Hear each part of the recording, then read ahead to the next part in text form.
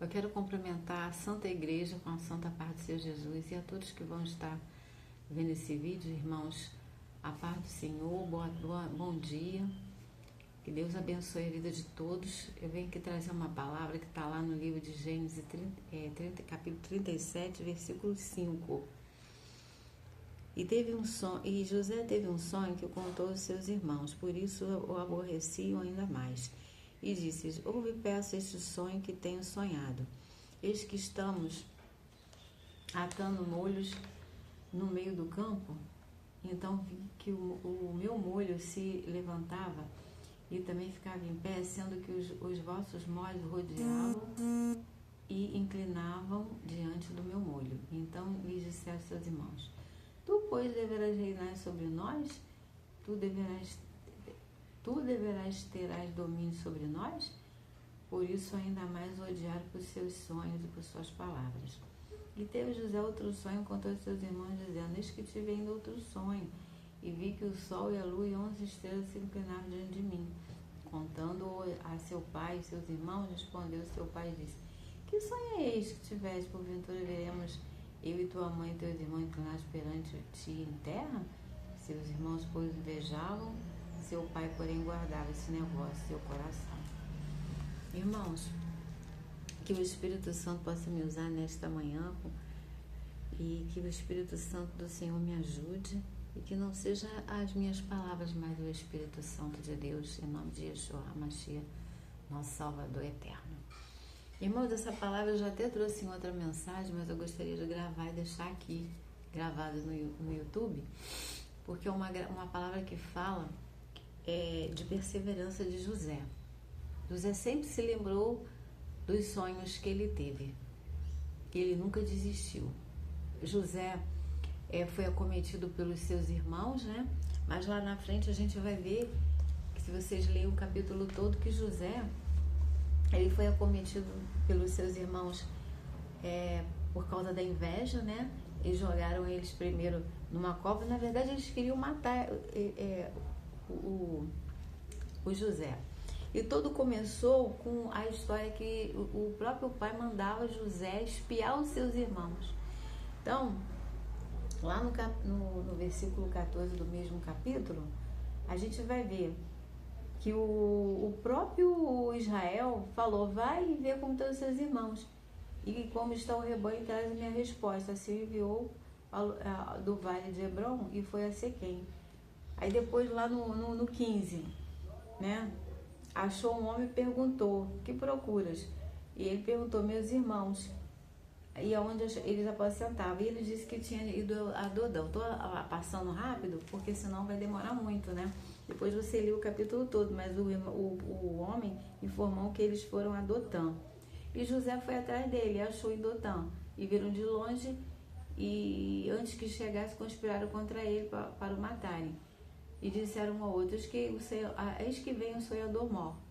Por quê, irmãos? Porque ele fazia, eu vou parar aqui um pouquinho, ele fazia uma coisa muito estranha também. O pai, ele tinha que obedecer o pai. Então, na verdade, o pai que tinha que ter cuidado com as coisas que ele fazia, né? Ele tinha que ter sabedoria para lidar com os filhos. Mas ele mandava o José e depois ele chamava os irmãos, né, no canto e exigia deles aquilo que estava errado. E é claro que os irmãos sabiam que era José que estava fazendo esse tipo de entrega, ou seja, dedurando seus próprios irmãos. Então José, ele estava ali todo pomposo, né? O Israel fez uma túnica para ele de várias cores e ninguém tinha aquela túnica, somente José. Então você vê, se eu sou de uma família de 12 irmãos e só eu, fora Adiná, né? Que eram 2 irmãos homens mais Adiná, e só eu que tenho uma túnica que meu pai fez e não fez essa túnica para ninguém, uma túnica de várias cores, o José se sentiu todo pomposo, né? Então eu vejo aí que tudo estava escrito. José tinha que ir para onde ele foi. Irmãos, porque para ser governador de um país, né, que naquela época era uma província, não tinha ainda existia essa palavra país, mas era uma nação, uma província. mas era considerada assim como um país, né? A província era considerada um país naquela época. A pessoa tinha que passar por algumas coisas. Como é que eu vou ser governador? Eu não vou saber o que as pessoas passam, né? Não vai ter um tipo de sofrimento, né? Porque para toda exaltação tem uma humilhação. E como José era colocado naquele patamar, né, de acima de qualquer suspeita, ou seja, o melhor dos filhos, recebia tudo de bom e do melhor.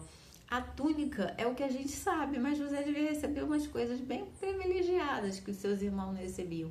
E por isso que os irmãos tinham inveja dele, porque eles não recebiam aquilo que José recebia. Olha, ver, é complicado mesmo. É só a gente se colocar no lugar dos irmãos. É claro que a gente não vai ficar tramando morte contra ninguém, porque Deus não se agrada, tá no decálogo, né? Não matarás, não roubarás. E isso Jesus ensina também no Novo Testamento: amarás o teu próximo como a ti mesmo. Como é que a gente vai amar o próximo e vai querer matar ele, né? Então isso tudo se reúne e se resume cinco mandamentos para Deus e 5 mandamentos do decálogo dos 10, né, mandamentos para o homem.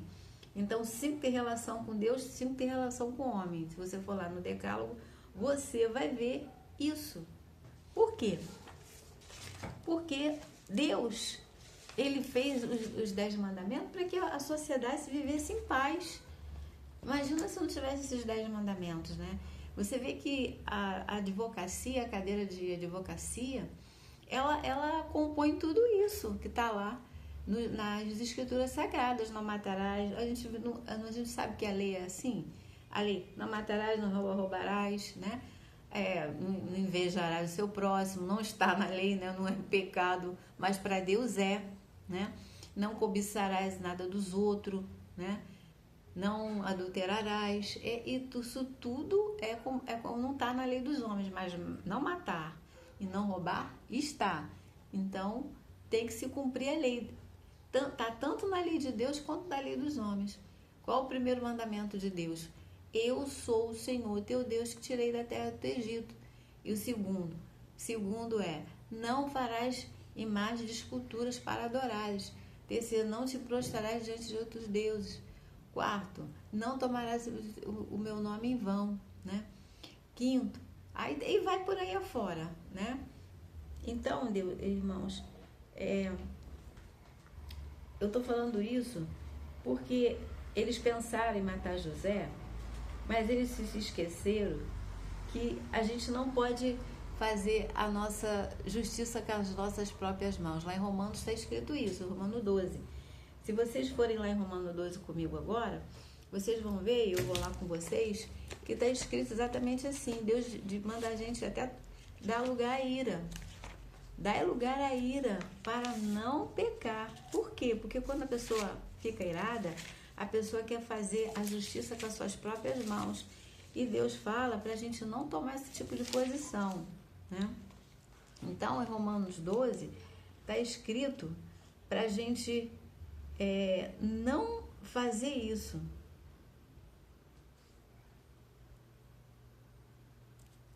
Aqui, ó. Vamos ler? Alegrai-vos na esperança, seja paciente na tribulação, perseverai na oração, comunicai com as suas necessidades, seguir a hospitalidade, abençoai os que vos perseguem, abençoai e não amaldiçoeis. Eles queriam matar.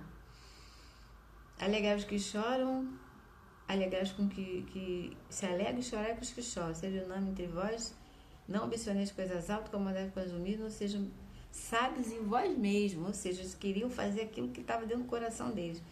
Ninguém tome mal por aí, procurar as coisas honestas perante os homens. Se possível, quando estiver em vós, tende para todos os homens. Não vos vingueis a vós mesmos, amados, mas dá lugar à ira, porque está escrito: minha vingança eu retribuirei, diz o Senhor.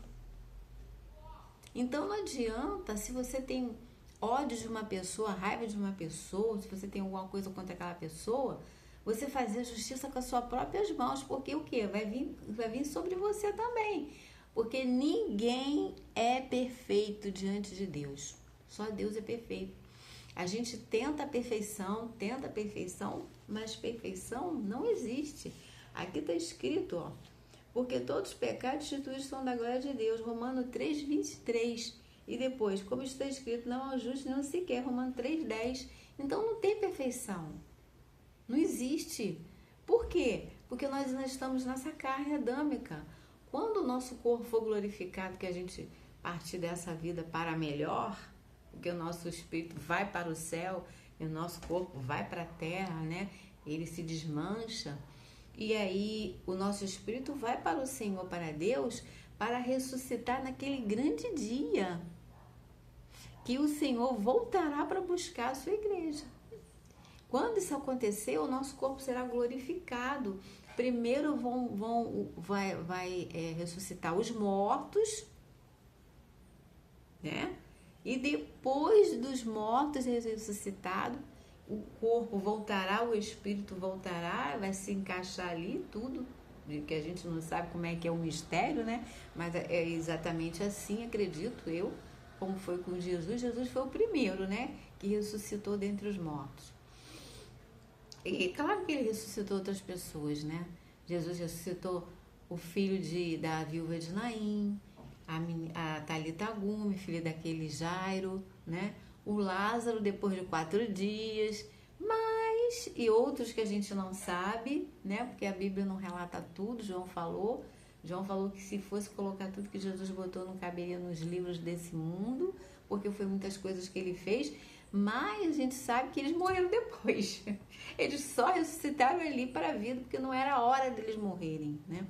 De repente foram acometidos por alguma coisa e aí Deus deu aquele livramento. Também Jesus tinha que provar que ele era o Cristo, né? Só o Cristo poderia ressuscitar depois de 4 dias. Os outros 2 foi normal, mas o Cristo só poderia ressuscitar depois de 4 dias, porque tinha uma lenda. Então eles tinham que acreditar que depois dos 3 dias, né? Eles acreditavam que depois dos 3 dias não tinha mais jeito, né? Então Jesus deixou passar 3 dias só para eles acreditarem que era ele que estava ali, era Jesus. Nem assim eles acreditaram, né? Queria matar Lázaro. Então, vamos voltar aqui à pregação, né? Então, irmãos, eles queriam fazer vingança com as próprias mãos. E isso não é de Deus. Então, Rubens primeiro teve uma grande ideia. Eu vou jogar ele lá, depois eu volto, eles vão embora e eu tiro o meu irmão de lá. Não aconteceu isso, né? Aí o Rubens, mas foi uma boa ideia que o Rubens deu, porque Rubens apaziguou.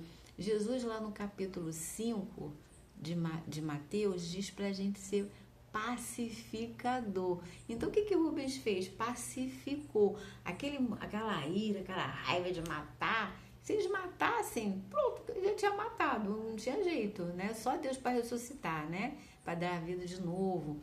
Mas não era para ser assim. Deus botou ali um quebrantamento no coração de Rubens para que jogasse na cova, mas Rubens já tinha uma ideia. Vocês podem depois ver que ele, meu Deus, para onde irei? Mas ele voltou. Vamos continuar aqui que a gente vai ver isso, né? Então, ouvindo Rubens, o livrou das suas mãos, dizendo: não tiramos a vida, estamos na cova. Isso está no versículo 21 do capítulo 37. Aí tiraram-lhe a túnica. E isso aqui eu tô indo pelas escrituras, tá, irmãos? Mas eu fiz um rascunho rápido. E tiraram-lhe a túnica. Isso está no capítulo 23. E depois, no 24, colocaram na cova, mas a cova, graças a Deus, estava vazia. Ou seja, mesmo que estivesse cheia, Deus já tinha esvaziado a cova. Porque o José, ele era como se fosse um sustentador, um salvador naquela época, né? Por causa da sabedoria que Deus deu para ele, ele disse para que Faraó juntasse bastante trigo debaixo da mão dele, né? E levantasse uma pessoa que tivesse sabedoria. E ele foi na mesma hora, ele falou: é você que vai. Porque José, ele era sábio. Você vê que na casa de Potifar, o que ele fez, né?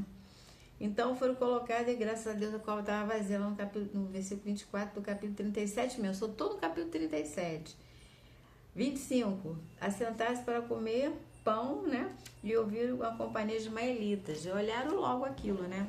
Então disse Judá. Judá também foi um grande, salvou também José, né?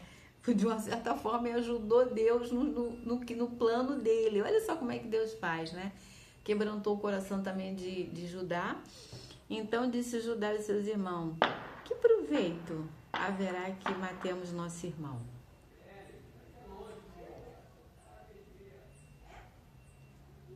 E deu a ideia de vendê-lo. No capítulo 27. E no 28, passando depois os mercadores o venderam. Aí no 29, os venderam. Aí Rubem voltou, conforme eu falei, lembra? Aí o Rubem voltou, rasgou suas vestes, quando voltou, pois parece que queria livrá-lo dela, e queria mesmo, porque ele falou assim, joga lá, e saiu. Aí você, vão deixar eles embora, quando eles forem embora, eu vou lá e pego ele, né? De volta e entrego o seu pai. Foi isso que eu creio que Rubem falou assim, não tinha falado. E disse aos seus irmãos, para onde eu irei? Tipo, desesperado. Então ele ia fazer isso. Mas ele não sabia que eles já contaram para ele que venderam ele, então de repente ele se ficou mais alegre, né? Pelo menos meu irmão não morreu. Porque o Judá teve aquela ideia de vender eles para os ismaelitas. E a gente sabe toda a história, que ele foi para a casa de Potifar e que ele foi bem, assessorou tudo dele, entregou tudo na mão dele, mas infelizmente aconteceu aquele negócio com a mulher de Potifar, que queria, queria assediá-lo, que assediou ele e depois acusou ele, jogou ele na prisão e lá ele passou um desmucado naquela prisão, mas depois Deus abençoou ele novamente, ele foi, até a chave da prisão ficava na mão do José, né? José tinha tudo, ele estava ali porque as pessoas viram que na vida dele tinha algo diferente. Irmãos, é igual na nossa vida, tem que ter algo diferente na nossa vida. A gente não pode ser as mesmas pessoas que depois que a gente se converte a Cristo. A gente tem que ter uma comunhão com Deus. Nós temos que ter para que o Senhor coloque a graça dele na nossa vida, para que nós possamos, através das nossas atitudes, impressionar as pessoas, como José impressionou aquele povo ali de dentro daquele cárcere. Você vê que tudo ficava na mão de José. Você pode ler todo esse livro que você vai ver que tudo ficava na mão de José dentro daquela cadeia. Eu vou voltar lá para o capítulo 37, vou sair aqui do capítulo...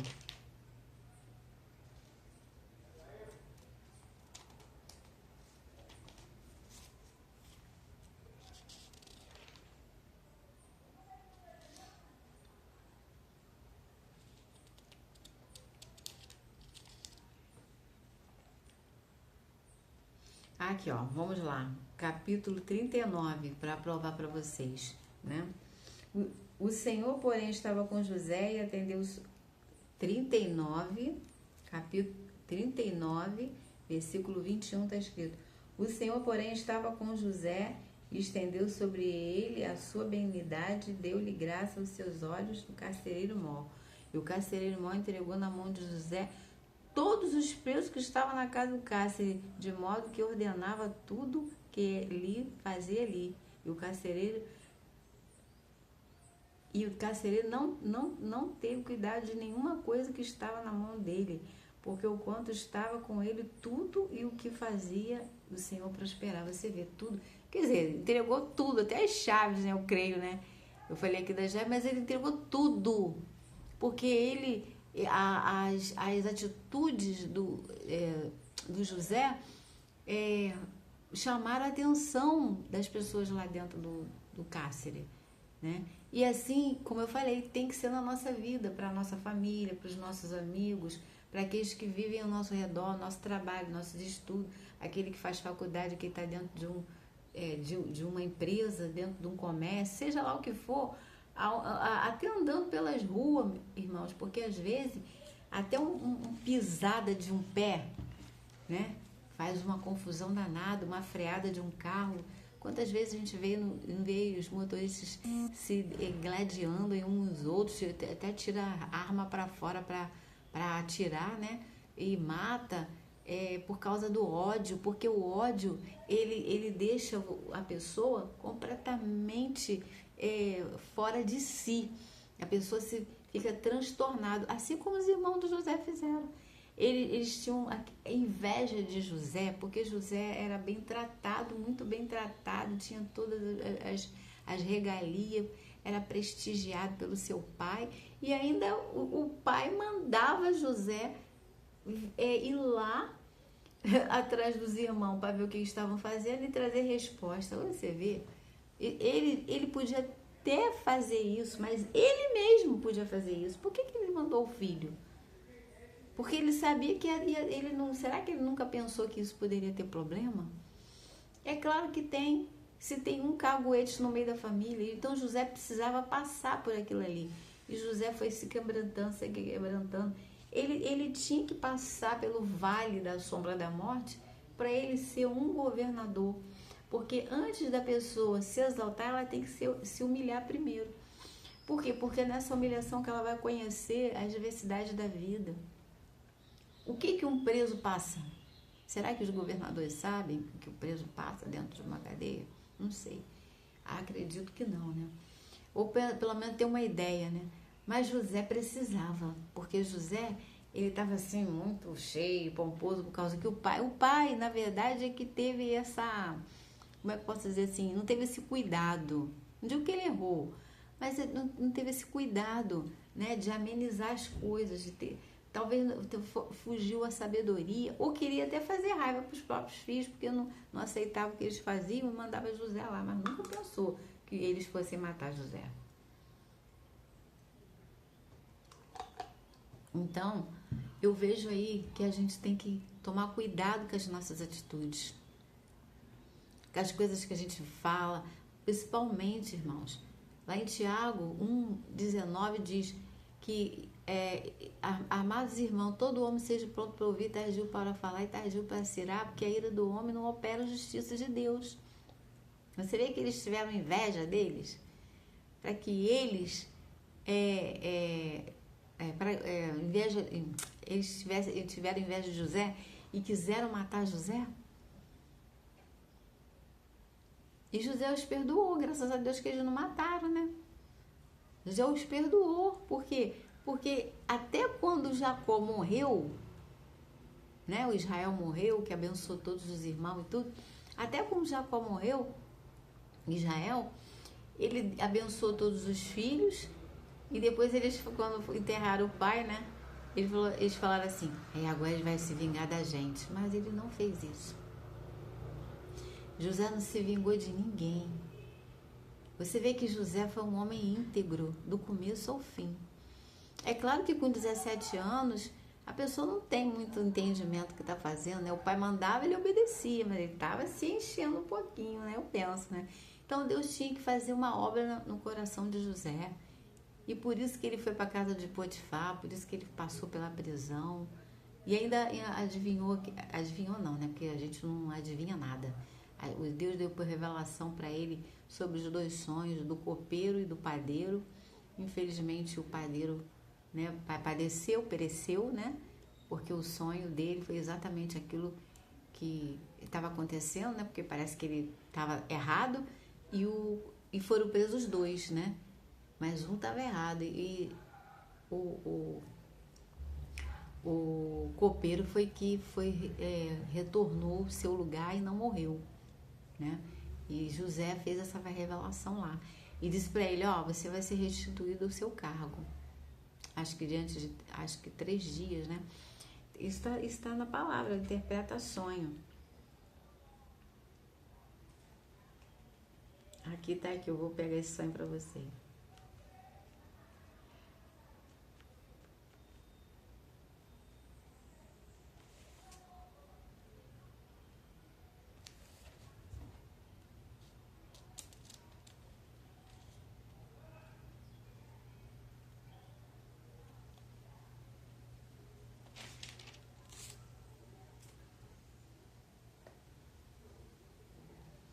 Então, irmãos, eu perdi onde estava essa parte, mas é isso que eu tô falando para vocês, ele interpretou o sonho.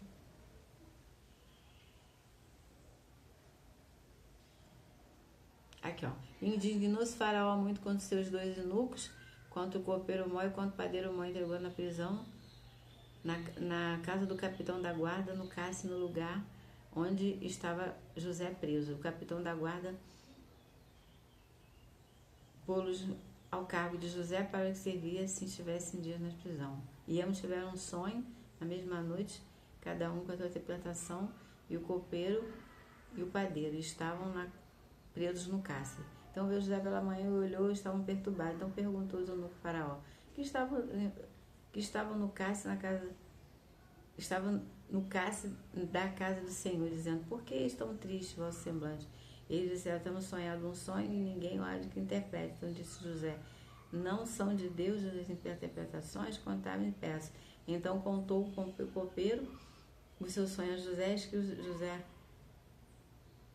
em que havia uma videira diante de mim, e na vide tinha 3 brotos, ao qual brotaram a sua flor, e os seus cachos produziam uvas maduras.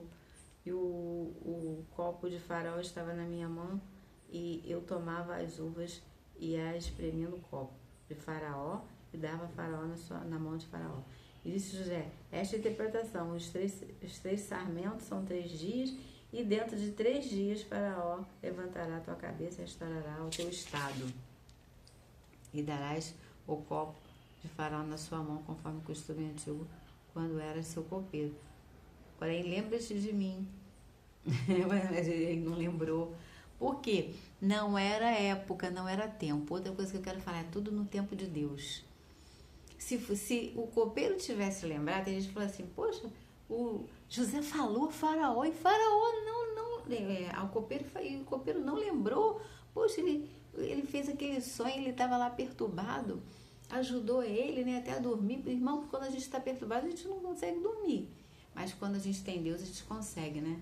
Mesmo que alguém tente perturbar você. Tem gente que vê uma voz do inferno, às vezes, te perturbar. É tudo mandado. Então, por isso que a gente tem que estar atento quando atende telefone, quando recebe mensagem do WhatsApp, quando vai para esse tal de Facebook, a gente tem que se afastar desse Facebook, só ir lá para postar, né? Postar, e se tiver que olhar alguma coisa, a gente olha, mas ó, cai fora de Facebook, de Instagram, porque isso aí só vai prejudicando a nossa comunhão com Deus. A gente não tem que ficar, não tem a Bíblia? Se a gente for para lá, não tem problema. Tem gente também que exagera. Eu não vejo no Facebook, não vejo no Facebook. A gente vê para ver até o que está acontecendo, para botar uma palavra lá. Às vezes tem gente lá desesperada, sem saber para onde vai, da onde veio. Não sabe discernir a mão direita da esquerda, mas não é para ficar lá, né? A gente vai para os lugares para evangelizar, para falar da palavra de Deus, mas não é para ficar naquele lugar. É para fazer o que tem que fazer e sair. Não é mesmo? Então, fica com essa palavra nessa manhã desse dia, irmão. Não quero me estender mais para não ficar muito grande a pregação. Mas toma cuidado. Toma cuidado quando você vai atender telefone, quando você vai recebe mensagem, recebe um recado, recebe uma notícia. Coloca Deus em primeiro lugar. Vamos exercitar a nossa fé em Deus. Em Hebreus está escrito, Hebreus 11, a fé é o fim e fundamento das coisas que se espera e a prova daquilo que a gente não se vê. Sem fé é impossível agradar a Deus. No fim do tempo, o que vai acontecer? Apostasia. E apostasia é exatamente isso. A gente fica ligado nas coisas do mundo. A internet é boa? Ela é boa, mas ela não é excelente. O que é excelente é a palavra do Senhor para a nossa vida. Porque ela nos alimenta quando a gente vai para a palavra. E eu, antes de vir para cá, eu li a Bíblia. Tem que ler para você se alimentar, para você dar. Mas antes de dar, se alimenta primeiro. Antes de você dar o alimento, se alimenta primeiro da palavra. Para você não ficar vazio, oco. Porque quando a gente fica vazio, vem essas flechas, esses dardos, ele bate e volta. Por quê? Porque você está cheio do Espírito Santo. Aquilo essas afronta, palavras de maldição, piada, ironia, cai tudo por terra. Eu não sei o que você nessa manhã está precisando. Mas tudo que você está precisando está aqui, ó, na Bíblia. Tudo que você está precisando está dentro desse Novo e Velho Testamento. Se você procurar, você vai achar. Eu te garanto. Se é uma porta aberta, se é uma salvação da sua família, se é uma cura, o médico não dá a última palavra na nossa vida. Quem dá a última palavra na nossa vida é Deus. Entrega o teu caminho ao Senhor, confia nele e tudo ele fará. Ele fará sobressair a tua justiça como a luz e teu juízo como o meio-dia. Está escrito lá no capítulo 37, versículo 5. E no 4, um pouco mais adiante, mais acima, está escrito assim: deleita no Senhor e deleita-te no Senhor. Deleitar. Sabe o que é deleitar? É descansar. Deleita, ele te considera todo o desejo do seu coração. Tá aqui, ó. Deleita-te no Senhor e ele te concederá o desejo do seu coração. Entrega teu caminho ao Senhor no 5, como eu falei. Confia no Senhor e tudo ele fará. E falar sobre a tua justiça como a luz e teu juízo como meio-dia. Então a gente tem que descansar mesmo. É um familiar que você está orando há quantos anos? E ele não se converteu. Existem pessoas da minha família que ainda não estão na presença de Deus. E a gente tem que continuar acreditando, acreditar sem duvidar. É como um pai que se joga no colo um filho pequeno que se joga no colo do pai. O pai fala: vem, filho, ele está ali em cima. Aí ele: vem, filho, vem. E ele se joga porque ele sabe que o pai vai amparar ele. Ele confia de todo o coração dele, toda a alma dele, porque é o Pai.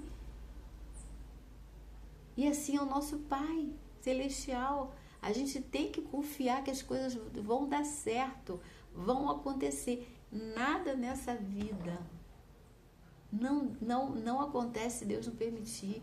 Ou é da vontade dele ou é da permissão. Quando é da permissão, não é da vontade, mas ele permitiu. Por quê? Porque tem um propósito ali. Agora, tem coisas que é da vontade de Deus e pronto, acabou. Ele quer assim, acabou. Vai discutir com Deus? Não tem que discutir nada com ele, porque ele é o Todo-Poderoso. Ele é o Deus de todo esse universo, ele é o Eterno, ele é o Elohim, Shaddai, Adonai, Todo-Poderoso. Ele e o seu Filho Jesus Cristo está lá sentado com ele à direita de Deus Pai. E o Espírito Santo de Jesus que ele deixou aqui na terra como um penhor para nos resgatar. Porque isso é uma prova. Deus fez aliança com Noé lá no dilúvio. E ele todo dia ele bota esse arco-íris aí.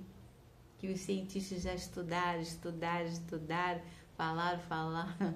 Mas foi Deus que fez, né? E quando chove, irmãos, aí tem sol, então fica aquele arco. Quando tiver esse arco, a terra não vai ser destruída. Diz o Senhor, né? Lá no Antigo Testamento para Noé. Então ele fez uma aliança. E essa aliança é em forma de arco. Você vê que coisa linda. Agora, e Deus, e Jesus? Ele não falou que vai voltar? Ele deixou o que aqui? O Espírito Santo. Para nos continuar nos ensinando. Porque é o Espírito Santo que nos convence do juízo, da justiça e do pecado. Tá bom, irmãos? E eu paro por aqui. Que Deus abençoe vocês. Esse sábado maravilhoso, né?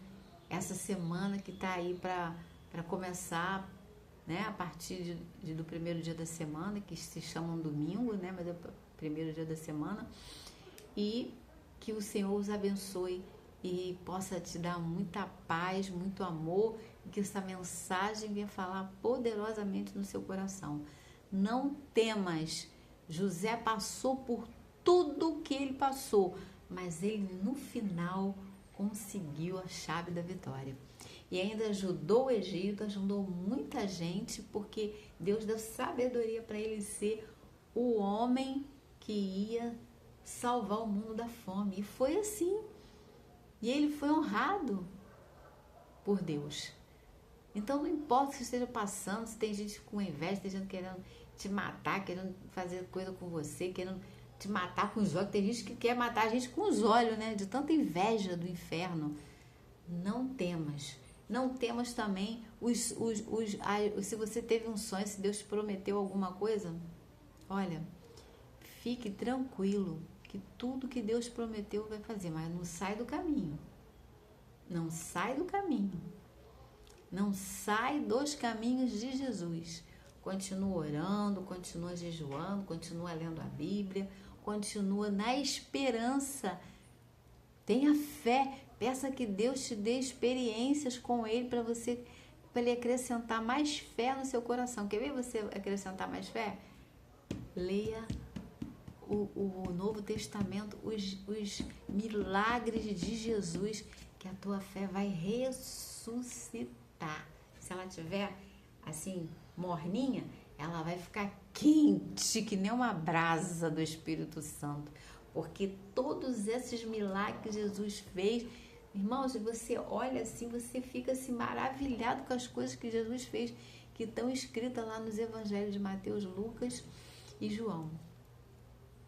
E também os atos dos apóstolos, né? Os atos dos apóstolos, quantos milagres tem? Muitos milagres.